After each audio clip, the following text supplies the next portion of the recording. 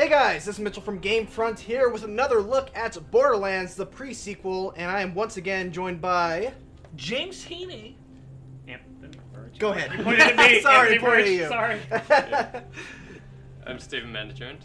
And I'm Phil Hornshaw. The super quiet one, Phil Hornshaw. I'm just enjoying myself. And this time we're going to take a look at Wilhelm. Can you guys, I'm going to take a look at the skill tree right away. Can you guys go over what makes Wilhelm so unique? Yeah, cool. So we've got his action skill here first, which is called Wolf and Saint. He can summon his two drones, Wolf and Saint. Wolf is the attack drone. He goes out and fights for you, and Saint is the support drone. He'll keep you healed up and give you nice buffs. We've got the skill trees here. So the hunter-killer tree is heavily focused on Wolf, so it'll give Wolf and Wilhelm lots of nice damage bonuses and things like that. One of the cool things in this skill tree is the laser-guided skill, which is the third tier down. It allows him to direct Wolf around the battlefield using sort of a laser-guided target. So you can like manually pick out the targets for him to attack, which is pretty cool. So you're kind of like a battlefield commander. Cool. And what about Dreadnought? Dreadnought is it's sort of got some buffs for Saint, so Saint can heal better, Saint can buff your teammates. It also turns Wilhelm into a super tanky character. He becomes really hard to kill, so if that's your thing, then Dreadnought tree is for you. That seems like something meant for parties of more than one. So let's go with Hunter Killer. Well, we've got one more tree to look at. Oh, sorry. Hold your Commander. horses, Yeah. sir. Well, this one's pretty cool. This is the Cyber Commando skill tree, which is all about Wilhelm upgrading himself. Because, as you remember Wilhelm from Borderlands 2, at that point he's pretty much fully a machine. Mm-hmm. Obviously, at this point he's not. But this skill tree sort of represents the beginning of that transformation. So you actually have some skills. All of the ones in the middle column actually have some sort of physical augmentation to him, where he will physically change, and you can see that on his character model.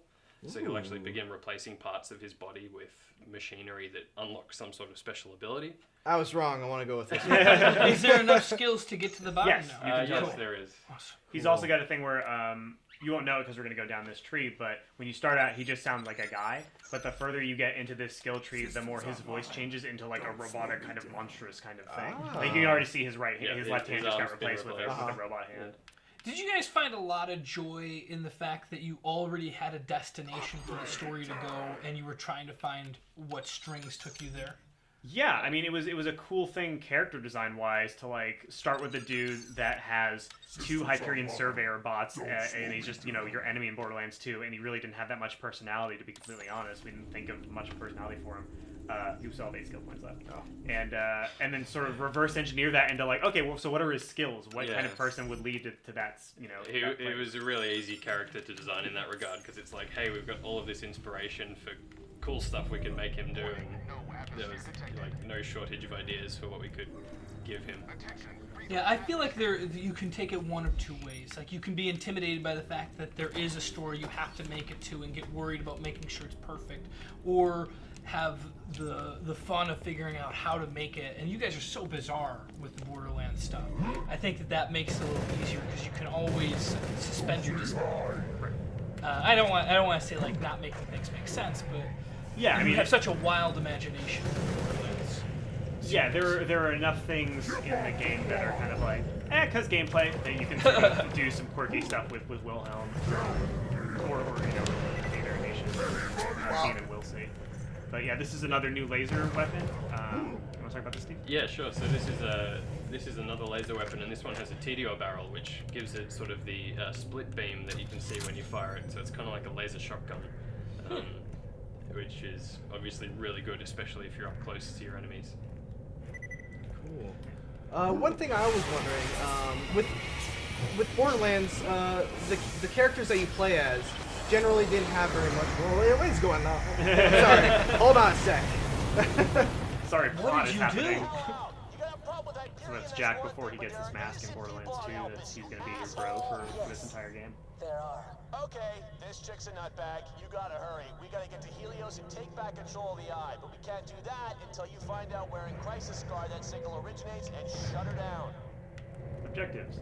Awesome. So what I was asking is, the characters in Borderlands have mostly been mute, other than like the quips that they have, when they do stuff. Right. But these are characters that we actually know as NPCs from prior games. Mm-hmm. Are you going to change the way these characters develop? Yes. Yeah. Yeah, basically we made them sort of blank ciphers in Borderlands 1 and 2 because we assumed that it was going to be more of a typical sort of first-person shooter experience where you want to project yourself onto that character. But we found, interestingly, that the more that players experience of the game, the more they wanted more characterization from their avatars. They didn't want to be blank ciphers. They wanted to know, like, how does this character feel about this or whatever. So in the Borderlands 2 DLC, we tried some more stuff and pushed it a little bit further and had players comment on stuff and got good feedback. So this time we said, well, okay, maybe let's go even further and have our characters comment on the plot a lot and have different NPCs speak to them in different ways. So when you're playing as Wilhelm, he's basically just the tough as nails, doesn't give a shit about anything, mercenary who just only cares about money and hurting people. So when Jack talks to him, he'll talk in a different way than when he's talking to Nisha, who he has a huge crush on and is trying to like impress. Right. And the events of the game will change the characters in different ways. Like Claptrap and Athena are considerably less evil than Nisha and Wilhelm. So the things that happen in the story will affect them in a different way than Wilhelm, who's just going to be like, cool, whatever gets me paid, I will be happy to kill more innocent people for you or whatever. Okay, that's really interesting. Are there varying like story arcs?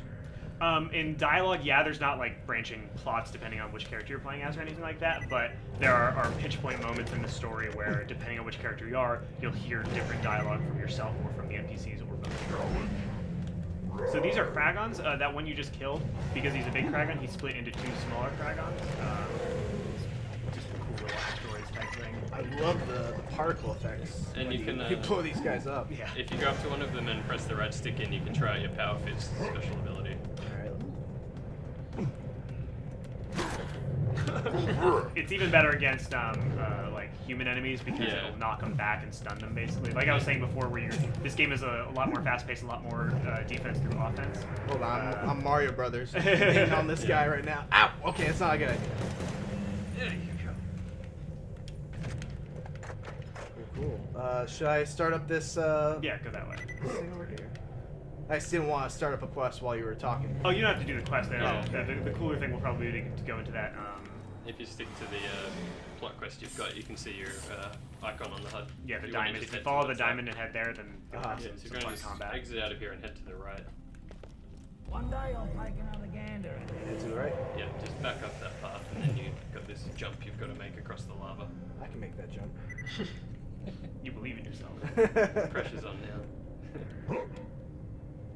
And yeah, because you have your Oz kit, you can spend air to do basically an air boost in the air. I'll just say air a few more times. Yeah. Double jump. Can you talk a little bit about those Oz kits and what exactly they do? Sure, so Oz kits are a new type of gear you can get in Borderlands The Presequel, and as you just did there, you did a little air boost and you just made that jump. So Oz kits Told you. Oz kits supply your oxygen supply, and not only that, they unlock the abilities that you can use that oxygen for, and one of those is the air boost. So it's like a double jump in the air, and you can sort of coast a bit further. It also unlocks your slam ability, which is what you've been using when you're up in the air. You hit the crouch button, and you slam back down to the ground to do damage. Additionally, the Oz kits can empower your slam with different elements.